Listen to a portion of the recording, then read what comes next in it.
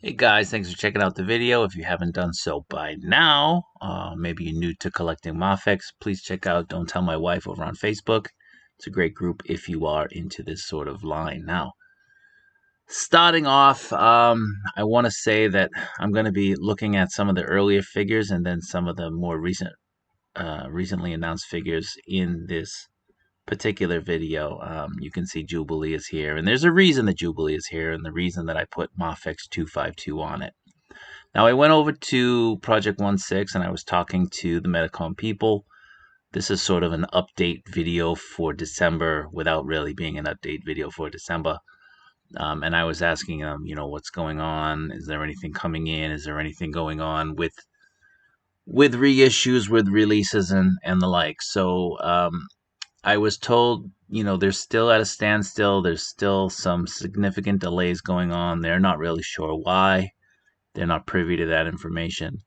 But I have mentioned in previous videos that when figures start showing up in the store, you get a window of about 3 weeks. It's about 3 weeks once it shows up in the store before it releases to the general public. Now, it's generally not less than 3 weeks, but it can be more than 3 weeks. It could be 4 weeks, it could be 5 weeks, but it's generally not going to be under 3 weeks. So with that being said, nothing is in the store. So we are now at the beginning of December.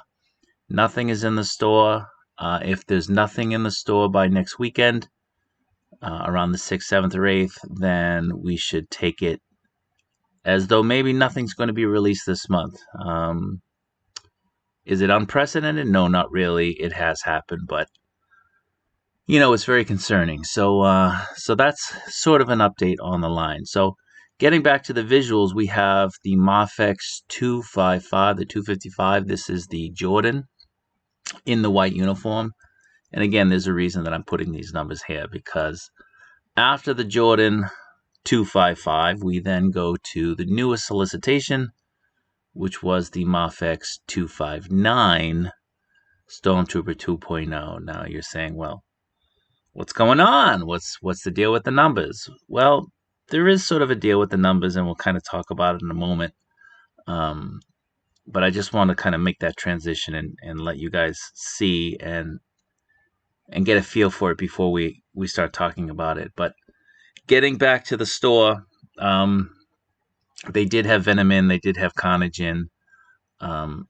People are kind of looking at the lull and saying, maybe it's a good thing. I'll be able to save money. That might be nice. As I said before, there have been times in the past where they've released 4 or 5 figures on the same day. So for a lot of us, we can't really financially swing that. So, you might be able to save a little bit of money right now, but, when these things drop, are you going to be able to? So keep that in mind and be a little bit cognizant of that while we await these long delayed at this point figures.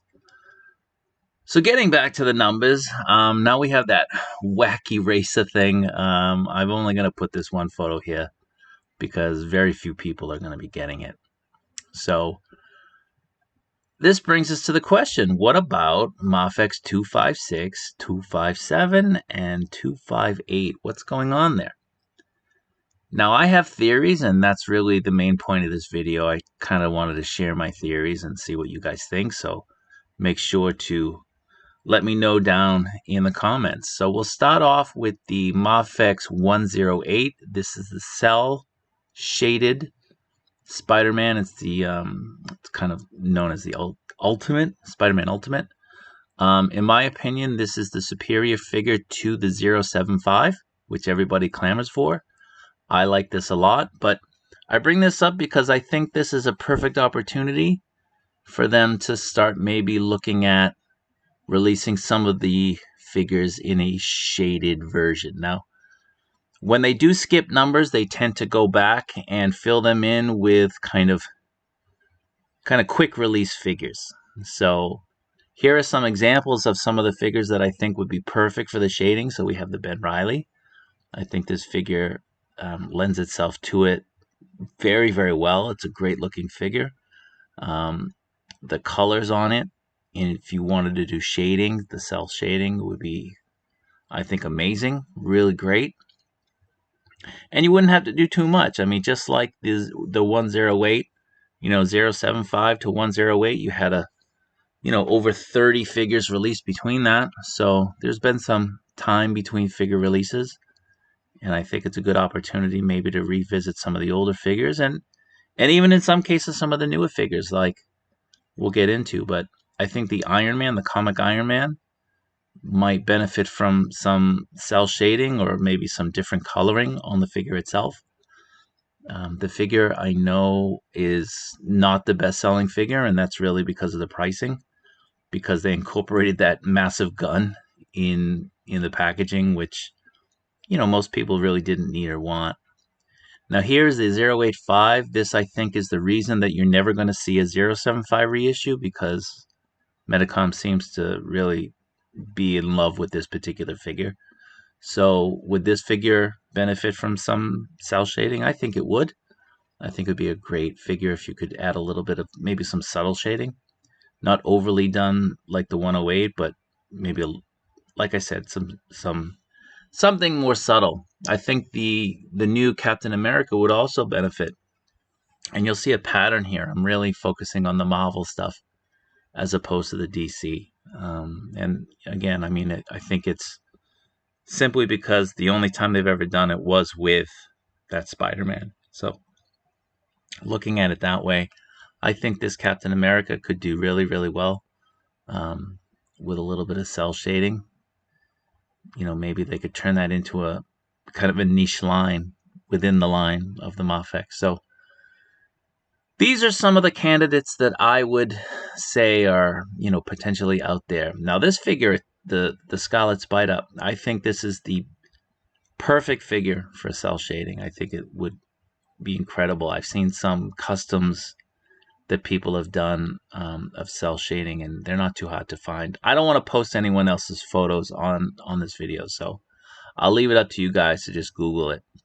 But I think the way that the figure looks, the coloring, it would really lend well to some of that cell shading art or technology. So this is a figure that I think would do well, and there is a clamor still for the figure, and they're not opposed to reissuing things, but there's also that case of maybe just releasing something as a new figure with a new number and going that way. Now, the Daredevil, would this potentially be one of those missing numbers? No, of course not, because it just came out. But some of the custom shadings that I've seen on this figure, whether it's the red with the shading or just black with some shading, has just been incredible. So I would really love to see this figure looked upon by Medicom as something that would potentially benefit greatly from that particular look. So this is one that I'm throwing its hat into the ring, and hopefully maybe we'll see it at some point. But in terms of those three missing numbers, no, I don't think that this is going to be one of them. One of the Spider-Mans, I think, is a better option. Now, we could do that, or maybe we have a renewal version or a 1.5 version.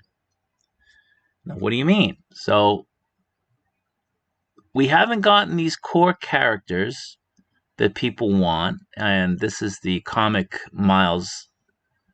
Now, why haven't we gotten these figures? People have been asking for them all year. We're getting, reissues of reissues at this point.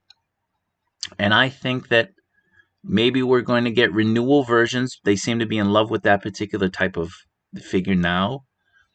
Or we might even get a 1.5 or a 2.0 on some figures like we had with that Darth Vader.